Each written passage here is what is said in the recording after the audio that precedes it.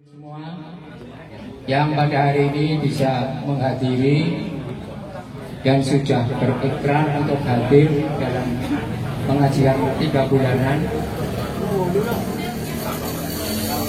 yang berbahagia dan saya banggakan. Mari untuk yang lebih utama senantiasa kita panjatkan puji syukur kehadirat Allah SWT yang telah melimpahkan beberapa kenikmatan kepada kita sekalian, antara lain nikmat iman Islam dan nikmat ihsan, juga nikmat kesehatan dan nikmat kesempatan, sehingga pada siang hari ini sesuai dengan rencana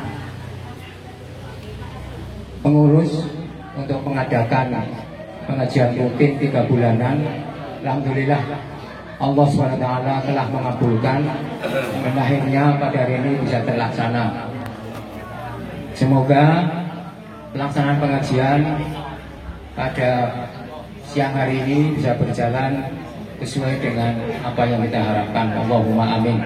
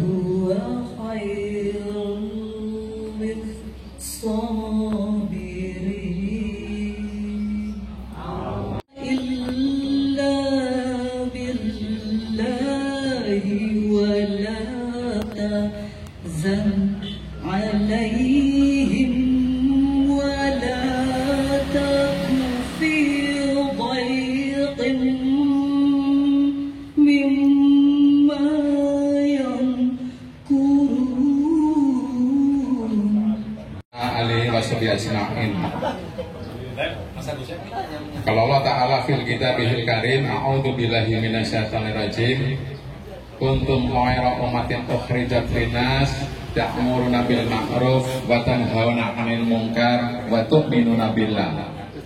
Shadaqallahul adzim.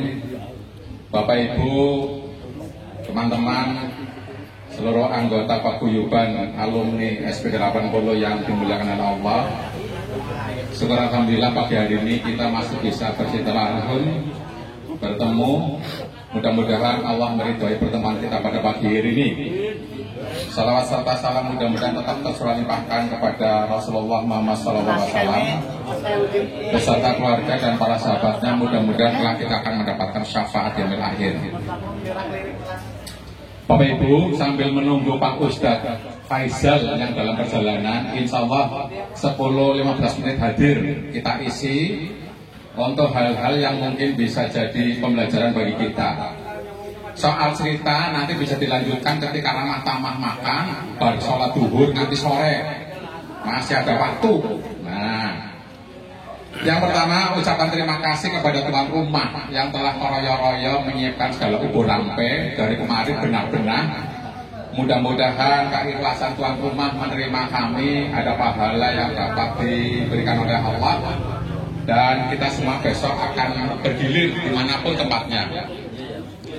Bapak Ibu yang kami hormati, yang pertama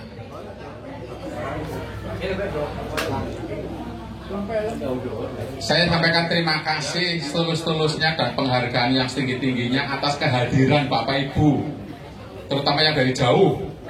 Royo-royo datang ke sini untuk apa? Untuk dua hal. Yang pertama bertolak ilmu, yang kedua bersilaturahim. Kita jujur, setelah COVID berlalu 2 tahun lebih, pengajian 3 bulanan baru kita mulai. Setelah kita vakum, mudah-mudahan ini awal dimulainya pengajian rutin 3 bulan yang akan datang. Pengajian yang pertama dulu di Cacaban, yang kedua di Margasari, yang ketiga di Dukuwaru, yang keempat di Adiwerna, yang kelima besok kita tentukan, kita share nanti di kecamatan lain yang belum secara bergilir. Bapak Ibu, setelah kita bekerja 38, 39, 40 tahun, kita pasti jenuh, bosan dengan berbagai aktivitas pekerjaan, dan saatnya kita memasuki masa purna, kita tentu pengen ada di zona nyaman, pengen esok-esok medang, nyeruput kopi, cemilan, itu sarapan, aktivitas seperlunya, menjelang duhur turu. Obat duhur, makan siang, turu maning nanti sore. Tetapi sudahlah, itu kita cukupi 1-2 tahun. Kita jangan terlena di zona nyaman terlalu lama. Ada banyak aktivitas yang harusnya kita kerjakan untuk mengisi waktu-waktu yang jenuh di rumah. Sebagian orang menikmati masa pensiun dengan mulai ada kejenuhan, bosan.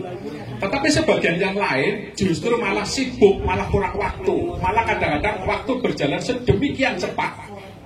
Oleh karena itu, saya pesan, cukuplah ketika kita istirahat 1-2 tahun di zona nyaman, sekarang mulai bangkitlah dan isilah berbagai aktivitas. Yang pertama, aktivitas fisik. Tentu kita butuh sehat, silahkan. Masih ada longgar waktu, kita gunakan untuk aktivitas fisik, olahraga disesuaikan dengan umur kita secara proporsional dan terukur. Sing arane rumangsa umure wis swidak ya olahragane jarek-areka. Ora usah dadak bal-balan, ora usah dadak futsal. Emak-emak ya ora usah dadak panjat tebing kayak royal teman, yang mlaku-mlaku, pit-pitan. Ora rumangsa tuwek pit-pitan surak-surakane ngalas. Jeneri. Ora umum ora apa. Kokoro. Ya Allah. Aktivitas fisik karena kita butuh sehat. Karena apa?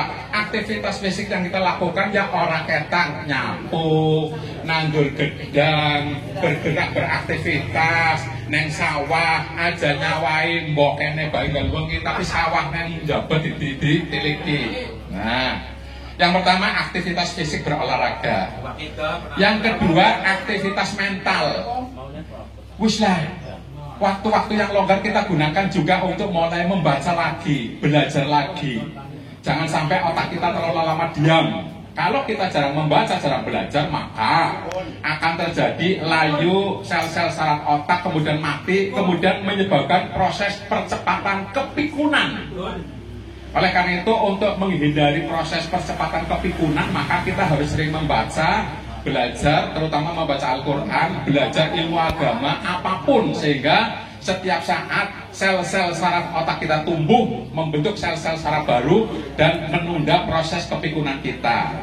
Oleh karena itu, jangan pernah ketinggalan setiap hari kita membaca, belajar, untuk mengejar ketinggalan berbagai aktivitas yang kita lupakan ketika sibuk bekerja. Yang ketiga, aktivitas fisik wis, aktivitas mental wis, aktivitas sosial.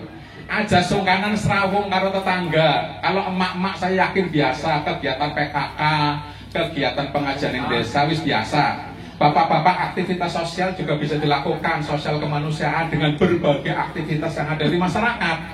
Termasuk kita hidup di aktivitas paguyuban, berbagi terhadap kaum duafa. Itu aktivitas sosial. Yang tidak kalah pentingnya adalah aktivitas spiritual. Dulu ketika kita masih sibuk dengan urusan pekerjaan, kayaknya salat duhur berjamaah akeh sing bolong-bolong. Angger duhur alasannya esi mulang, angger asar alasannya esi kesel, angger maghrib guguk. Jangankan salat sunnah rawatib qobliyah dan ba'diyah, salat wajib saja kadang-kadang bolong-bolong karena alasan kesibukan kerja.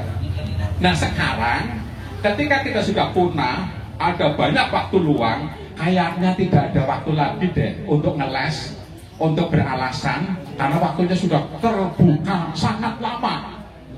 Oleh karena itu, aktivitas spiritual yang dulu tidak sempat kita lakukan, mau kita mulai. Duhur datang lebih awal agar kita bisa sholat rawatib qobliyah ba'diyah. Malam hari bangun jangan hanya ke belakang, tetapi juga ambil air wudhu, gelar sajadah, kemudian tersungkur kita mohon ampun atas segala dosa yang kita lakukan. Duha ya aja jagongan tok, mulai aktivitas sholat duha. Pan alasan apa maning waktu longgar. Puasa Senin Kemis dulu alasannya kayak orang kuat lagi mulang. Sekarang mau alasan apa lagi? Waktunya longgar. Senin Kemis dilakukan. Syukur-syukur ayamul bid anggar hebat maning Daud, tapi jarang-jarangnya kuat. Artinya beberapa aktivitas, beberapa amalan sunnah yang gemar dilakukan oleh Rasulullah yang dulu kita sangat enggan karena keterbatasan waktu, maka kalau kita sering mengklaim diri sebagai ahli sunnah wal jamaah, jangan hanya bisa mengklaim diri, tetapi lihat amalan-amalan sunnah yang dilakukan oleh Rasulullah, kita lakukan apa tidak? Rasulullah gemar sholat berjamaah, apakah kita gemar sholat berjamaah? Rasulullah gemar sholat tahajud, apakah kita juga mengikuti amalan Rasulullah? Rasulullah gemar sholat duha, baca Quran, jaga wudhu, berzikir, silaturahim, dan berbagai aktivitas spiritual yang lain, apakah kita juga mengikuti kegiatan Rasulullah? Inilah tolak ukurnya. Bapak Ibu yang kami hormati, agar usia harapan hidup kita lebih lama, ingatlah filosofi ikan salmon yang beberapa kali saya sampaikan. Dulur, di daerah pinggiran pantai di Jepang ada seorang nelayan yang setiap hari menjual ikan salmon di restoran di kota. Tetapi ikan yang dibawa selalu saja pingsan bahkan mati. Karena apa? Tidak kuat dalam perjalanan. Oleh karena itu, kemudian nelayan itu berpikir bagaimana agar ikan salmon itu bertahan hidup sampai di restoran di kota. Setiap sekian kilometer airnya diganti dengan air baru. Harapannya ada oksigen baru dan si ikan bisa bertahan hidup. Tetapi tidak, tetap saja pingsan dan mati. Nelayan berpikir lagi, kalau begitu diberi kincir air supaya ada sirkulasi oksigen. Itu pun tidak membawa hasil. Ikan salmon selalu saja pingsan bahkan mati sehingga nelayan selalu rugi. Akhirnya nelayan menemukan satu hal yang spektakuler.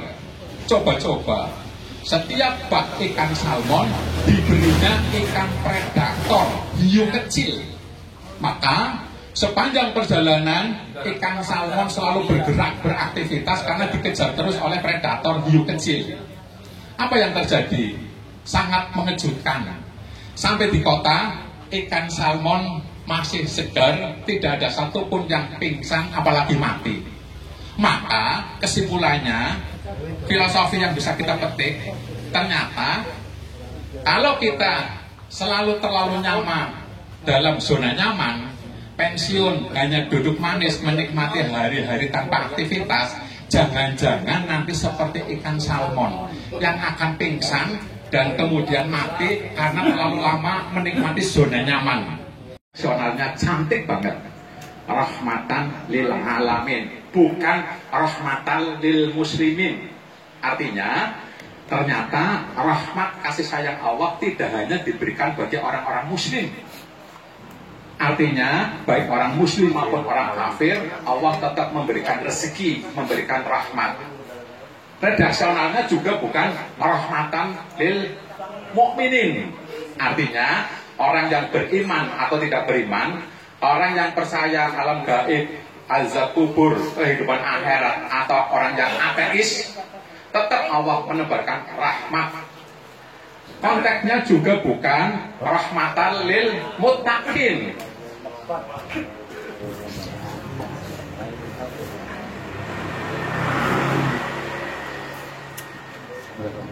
Saya keliling dulu deh.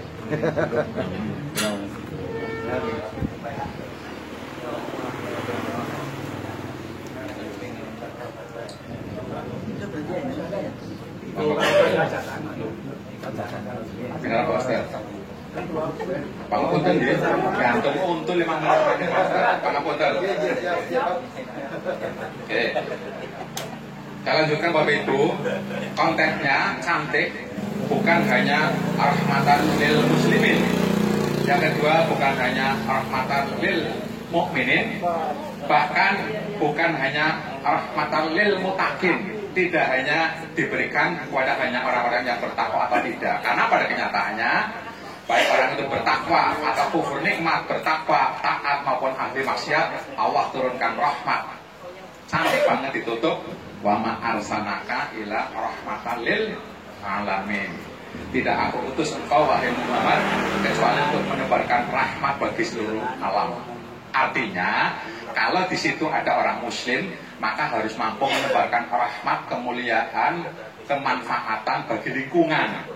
Kita jangan mengaku sebagai manusia yang rahmatan lil alamin kalau beroleh sertifikasi, ngitung duit, anak ponakan lewat dulu nabai, apa-apa, mana lu nggak?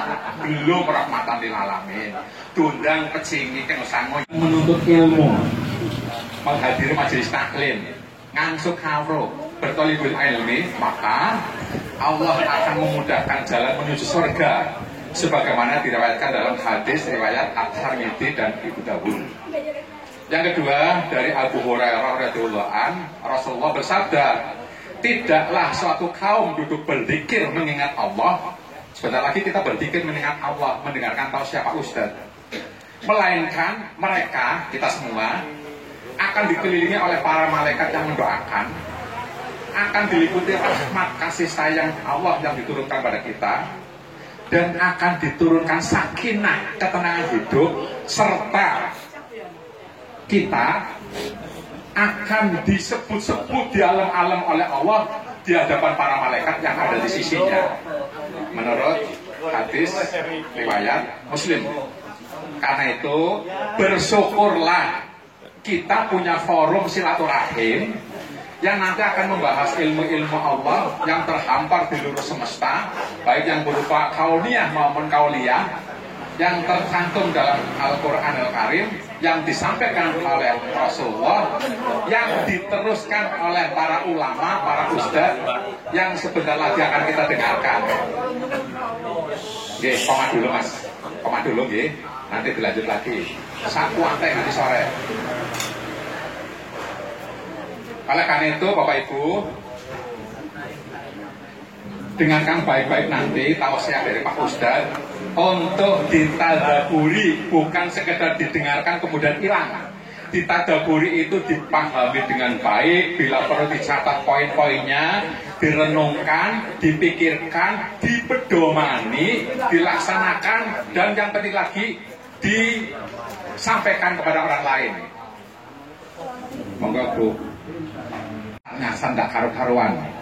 Dengan ilmu yang kita miliki setelah nanti kita ngangsuk kawro bertolibul ilmi, insya Allah hidup kita akan menjadi mudah karena sudah didasari dengan ilmu. Dengan silaturahim mudah-mudahan hidup kita makin berkah, dan dengan doa yang nanti akan dilaturkan oleh Pak Ustadz, mudah-mudahan hidup kita akan tenang, hidup kita akan menjadi orang yang tertata, yang dapat tertuntun, yang selalu mendapatkan hidayah dan keberkahan dari Allah Subhanahu wa taala. Matur nuwun nyuwun pangapunten, mudah-mudahan ada hikmah yang nanti bisa kita petik. Mohon berkenan Pak Ustadz memberikan siraman rohani pada kami. Kami adalah orang-orang pensiunan, orang-orang yang masih butuh. Karena jujur saja, mungkin di antara kita sebagian baru belajar agama setelah tua Pak Ustadz, sebagian baru belajar baca tulis Al-Quran setelah pensiun, karena dulu les, alasannya sibuk urusan pegawaian, urusan pirang-pirang. Pada saya ini wis tua, wis longgar, orang bisa ngeles maning. Untuk selalu berjalan, untuk selalu beraktivitas, untuk selalu menuntut ilmu, agar kita menjadi orang-orang yang mendapatkan petunjuk dan hidayah. Matur nuwun pangapunten. Assalamualaikum warahmatullahi wabarakatuh. Assalamualaikum warahmatullahi wabarakatuh. Masih semangat ya Bu ya, Pak ya. Insyaallah semangat. Ma ijtama'a qaumun fi baitin min buyutillah yatluna kitaballah wa yatadarasuna bainahum illa nazalat alaihimus sakinah wa ghasyiyatuhur rahmah wa hafatuhul malaikah wa dzakarahumullahu fi man indah. Ini hadis lengkapnya yang tadi disampaikan oleh Pak Ketua. Jadi saya sedikit ngutip dari beliau. Makanya kalau ngutip, kalau misalnya tambahan biasanya nggak lama ya Bu ya. Karena kiainya tadi udah maju, saya nambah saja. Baik Pak Ustadz, apa Pak Ustadz? Perhatikan betul ayatnya Pak. Hadisnya. Apa kalimatnya tadi? Ma ijtama'a qaumun fi baitin min buyutillah. Tidaklah berkumpul salah satu kaum di salah satu rumah Allah di antara rumah-rumah Allah. Ini kalau kita bicara rumah Allah Pak Bu, kira-kira jawabannya di mana Bu Pak? Rumah Allah itu di mana Bu? Masjid. Lain itu musola, betul ya Bu ya? Dulu saya pesantren di pondok itu ada namanya surau. Cuma saya kaget, masuk Tegal, baru masuk Tegal ada namanya langgar. Tapi ternyata tidak hanya masjid, musola, surau, langgar, ada rumah kita yang dijadikan rumah Allah Bu. Nih kalau saya tanya, pengen nggak rumah kita jadi rumah Allah Bu Pak? Pasti pingin. Karena kalau nggak pengen, pilihan kedua apa Pak Ustadz? Pilihan kedua jadi kuburan Pak. Nah, pilih mana coba itu? Mau jadi kuburan apa rumah Allah? Rumah Allah. Tapi nggak bisa ujuk-ujuk tiba-tiba rumah kita jadi rumah Allah, nggak bisa. Ada amalan yang harus kita kerjakan. Ada kegiatan yang harus kita amalkan. Apa itu Pak Ustadz? Amalan pertama, kalau pengen rumah kita jadi rumah Allah, kalimatnya adalah yatluna kitaballah. Apa itu yatluna kitaballah? Bacakan dalam rumah ayat suci Jadi di rumah itu, di rumah, di kantor itu ada jin namanya dasim. Ini bahaya dasim ini Bu. Dasim itu punya 3 tugas Bu. Apa tugasnya Pak Ustadz? Yang pertama, dasim itu tugasnya mengisi ruang yang kosong. Panjenengan metu dasimnya anjing. Itu begitu dasim Bu, mengisi ruang yang kosong.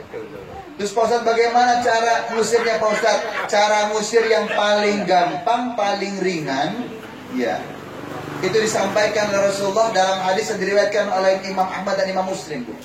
Apa kalimatnya? Ya ayuhan nas afsus salam. Ketika mau masuk rumah kudu ucapkan salam. Makanya kudu salam. Anjing. Dalam salam itu luar biasa. Katanya baju. Ya. Minimal salam yang diajarkan Rasulullah itu ada 3 doa, dan doa ini pun juga kita didoakan oleh Rasulullah juga. Makanya kita kudu ucapkan salam dan gak usah dirubah-rubah salamnya. Ya. Saya ini basicnya studi saya tuh filsafat dan perbandingan agama Pak. Di situ saya belajar agama Buddha, Hindu, Nasrani. Saya belajar. Ya.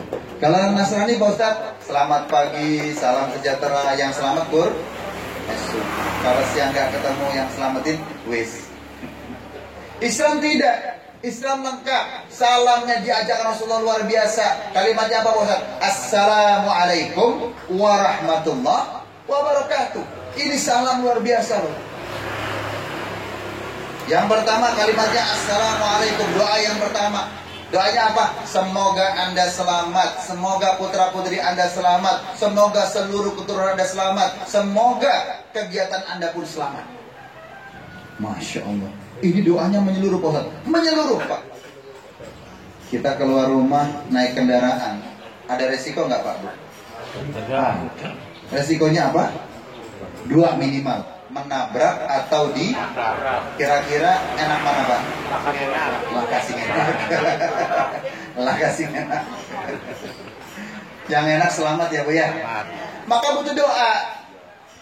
Ya. Maka butuh doa. Ketika Anda bertemu, minimal bertemu dengan orang, doa yang paling ringan itu salam Pak. Assalamualaikum. Itu ringan banget. Kenapa? Kita didoakan supaya selamat. Bahkan hebatnya dalam salam itu ada nama Allah lah Pak Bu. Panjenengan hafal Asmaul Husna ya? Hafal ya Bu ya? 8 aja wis sebutan ya. Ya Rahman Ya Rahim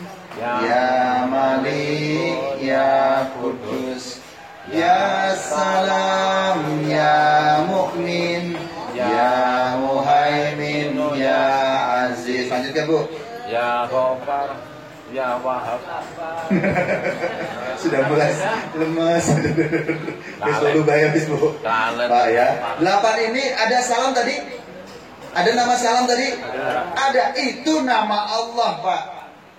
Oh berarti salam itu nama Allah Pak Ustaz. Nama Allah. Dan jangan salah guna nih ya. Kadang-kadang kita salah menggunakan. Ada perempuan cantik lewat, ya salam. Keliru itu penggunaannya. Itu nama Allah. Ngawur. Nggak boleh begitu. Ya. Tapi kenapa kalau kita ada salam pada assalamualaikum, ternyata dalam assalamualaikum pun ada doa, semoga Allah menyertai Anda. Oh, berarti Pak Ustadz itu doanya luar biasa. Luar biasa. Maka jangan dirubah-rubah Pak Bu. Kira-kira kalau Allah nyertai kita, kira-kira kita bakal selamat ya Pak Bu? Insya Allah. Maka kita butuh doa minimal dari salam. Ketika Allah menyertai kita, mau itu musuh yang bentuknya setan bentuk manusia atau musuh setan bentuknya jin, kita akan diselamatkan oleh Allah Subhanahu wa taala. Maka tadi ketika masuk rumah minimal ucapkan salam. Pak Ustadz Lakasim jawab, ketika Anda salam yang jawab adalah malaikat Pak. Ketika malaikat menjawab artinya apa? Dasim tidak ada tempat di rumah kita. Cuma masalahnya kita sukanya tuh manjing, metu, nyong mantapon. Jujur baik Bu ya Pak. Panjenengan metu manjing maning salam maning beli jujur baik. Jujur. Mana salah mana orang? Rata-rata orang ya Pak ya. Metu haring teras manjing maning salam beli. Orang ya. Tuh. Harusnya salam buat salam Bu. Kenapa? Biar Dasim tidak ikut kita. Kalau panjenengan main masuk aja, Dasim ikut lagi Pak. Jadi kalau Dasim ikut lagi, Dasim akan mengerjakan tugas yang kedua. Apa tugas yang kedua Pak Ustaz? Yang kedua tugas Dasim adalah membuat rumah tangga berantakan. Pikiran berbeda, lingkungan berbeda, pendidikan berbeda, mesti ada masalah. Tapi kalau masalah di rumah, ya. Ini kalau masalah di rumah, kemudian ada Dasim yang mengganggu, habis Pak. Nauzubillah min dzalik, piring pecah pegatan Pak. Nauzubillah min. Terus gimana caranya Pak Ustaz supaya Dasim gak ada di rumah kita Pak Ustaz? Cara yang kedua kita pakai apa tadi hadisnya? Yatluna kitab Allah, bacakan dalam rumah ayat suci Baca Bu, baca. Syukur-syukur satu hari satu juz mampu Bu, Pak. Pensiunan kudu mampu gue. Kegiatan sudah mulai berkurang, daripada bengong, mending baca satu hari satu juz luar biasa. Pak Ustadz tidak mampu Pak Ustadz, ya sudah, satu hari satu lembar mampu Pak. Alhamdulillah. Tuh, baca satu hari satu lembar. Masih nggak mampu juga, baik satu hari tiga ayat. Bisa? Bisa netulung ayat Pak Ustadz. Surat yang paling pendek dalam Al-Quran itu 3 ayat. Al-Kausar. Surat Al-Kausar. Bagi boleh pada 3 ayat? Boleh. Wa man yastaghfiru li fayastaghfiru lahu. Barang siapa yang beristighfar padaku akan aku ampuni. Wa man yas'aluni fa'utihi. Barang siapa yang meminta kepadaku akan aku kabulkan. 3 dari Allah. Tapi kira-kira salat malam itu gampang apa susah Pak Bu? Berat. Kalau sudah terbiasa gampang Pak ya. Iya. Yang belum beriman, kangelan. Susah Pak. Kenapa? Dasim ganggu panjenengan. Iya. Bahkan puncaknya Dasim itu akan menampakkan diri Pak. Puncaknya demi menggagalkan panjenengan sholat malam, Dasim akan menampakkan diri. Tapi ingatlah, ketika ada Dasim menampakkan diri, yang saya tanya bukan Dasimnya, yang saya tanya panjenengan baca Quran beli. Tuh. Kalau panjenengan baca Quran, artinya Dasim tidak ada tempat di rumah kita, Pak. Tidak ada. Karena syarat pertama dalam hadis tadi, kalau pengen rumah kita jadi rumah Allah, bacakan dalam rumah ayat suci baca. Wis. Syukur-syukur Pak, satu keluarga diajak semua baca, gantian lah. Ya, anak panjenengan Yuna baca. Ya, tuh. Suaminya diajak baca. Jadi yang pertama syaratnya apa tadi Pak? Bacakan dalam rumah ayat suci Al. Yang kedua, kalau pengen rumah kita jadi rumah Allah apa Pak Ustaz? Wa yatadarasuna bainahum. Yang kedua. Apa itu wa yatadarasuna bainahum? Jadikan rumah panjenengan tempat untuk memperdalam ayat suci Al. Caranya bagaimana Pak Ustaz? Caranya mudah Bu Pak. Kalau panjenengan mampu beli kitab-kitab tafsir, syukur-syukur sing bahasa Arab.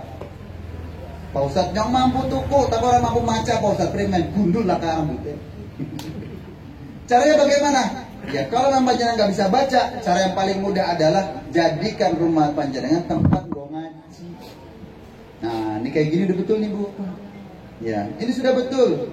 Pengajian apa paguyuban nih pindah. Ya ini kan mesti pindah-pindah ya Pak ya. Satu rumah ke rumah yang lain. Itu udah betul nih. Ya. Jadi syaratnya tadi dua. Apa Bu? Pak? Satu, bacakan dalam rumah ayat suci Al-Quran. Yang kedua apa Bu? Yang kedua apa?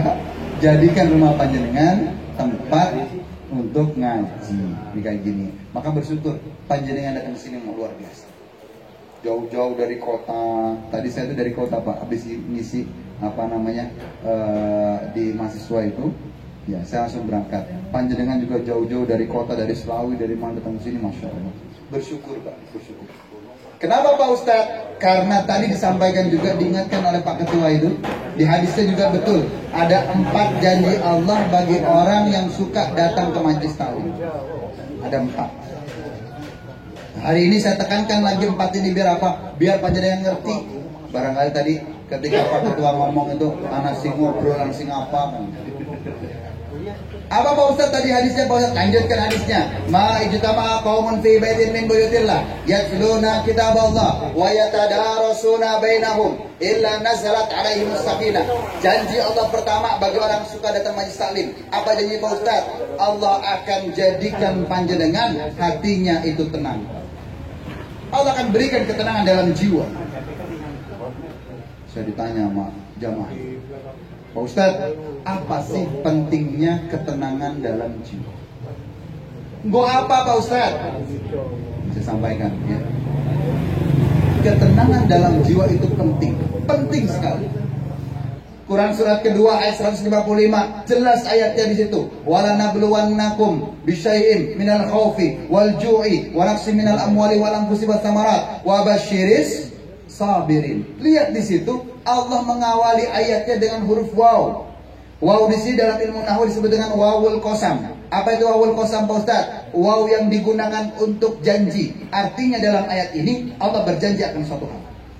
Lanjutkan kalimatnya. Walanab ada lamnya. Lam di sini itu lam taukid. Lam taukid itu lam yang digunakan untuk menekankan sesuatu. Artinya dalam ayat ini ada janji Allah dan ada yang Allah tekankan. Apa yang Allah tekankan? Lanjutkan kalimatnya. Nabluwannakum. Nabluwannakum asal katanya balaun. Apa itu balaun Pak Ustaz? Balaun artinya ujian. Kalau kita paham kalimat ini artinya, jangan harap Anda hidup tidak diuji oleh Allah.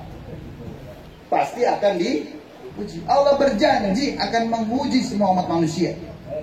Tapi ingatlah, tidaklah Allah menyebutkan kalimat bala dalam Al-Quran. Ternyata bala itu artinya bukan hanya ujian Pak Bu. Bala itu artinya ujian.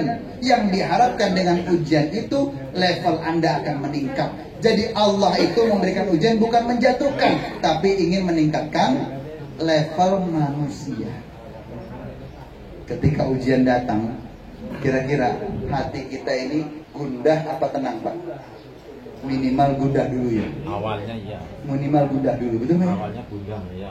Kalau kita nggak tahu cara penanganannya, kita nggak pernah ngaji, nggak pernah datang begini majelis taklim, bagaimana hati kita akan tenang? Maka ternyata Allah berikan ini solusinya. Anda lagi pusing segala macam, datang ke pengajian. Insya Allah janji pertama yang Allah akan berikan apa? Allah akan berikan ketenangan dalam jiwa. Terakhir, ada yang nanya kepada saya, Pak Ustaz, saya ini datang pengajian, kenapa hati saya kok masih gundah Pak Ustaz? Nah, ini kalau begini Bu, yang saya tanya bukan siapanya, yang saya tanya panjenengannya, niatnya apa? Maka saya bilang, ya jangan salah nih Niatnya apa Pak Ustaz? Satu, memperoleh ridho. Yang kedua, tolabul. Nah, sudah itu dua dulu aja lah. Antum bisa niat begitu, insya Allah Allah akan berikan janji Allah. Minimal yang pertama apa janji Allah? Allah berikan ketenangan dalam jiwa. Mudah-mudahan Allah kabulkan semuanya Pak ya. Allahumma amin. Sebetulnya masih ada 3 lagi ya, waktunya biar buat yang lain ya Pak ya. Mudah-mudahan Allah berkahi rezeki kita, Allah berkahi keluarga kita, Allah berkahi anak cucu kita. Mudah-mudahan Allah berkahi seluruh kegiatan kita, dan mudah-mudahan Allah satukan kita bersama Rasul kita. Allahumma amin. Al-Fatihah.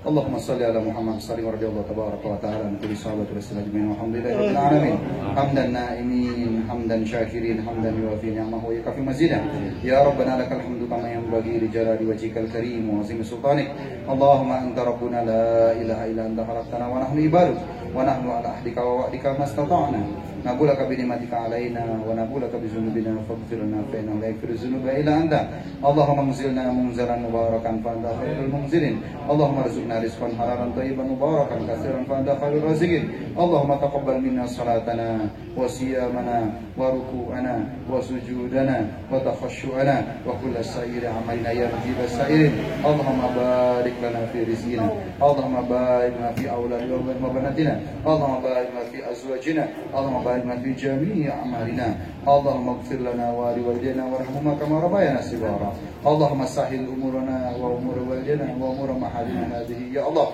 Allahumma ij'alna wa auladana wa ahlana wa asatidzatina min ahli khair wa min ahli ilmi wa min ahli Qur'an wa min ahli jannah Rabbana atina fid dunya hasanah wa fil akhirati hasanah wa qina adzabannar subhana rabbika rabbil izzati amma yasifun wassalamun alal mursalin walhamdulillahi rabbil alamin al-fatihah.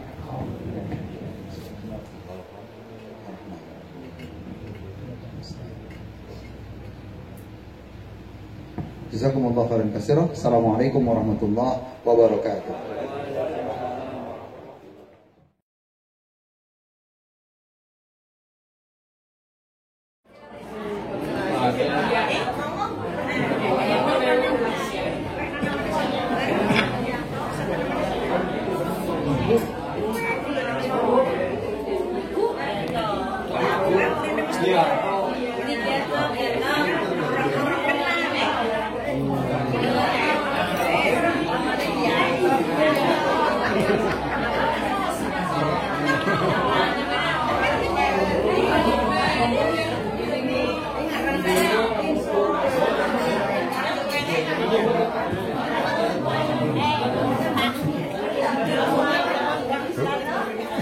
Takon.